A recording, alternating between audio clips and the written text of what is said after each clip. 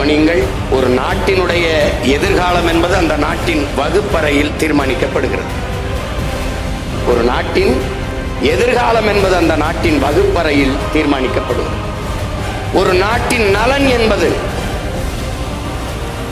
அந்த நாட்டின் ஒவ்வொரு வீட்டின் சமையலறையில் தீர்மானிக்கப்படுகிறது.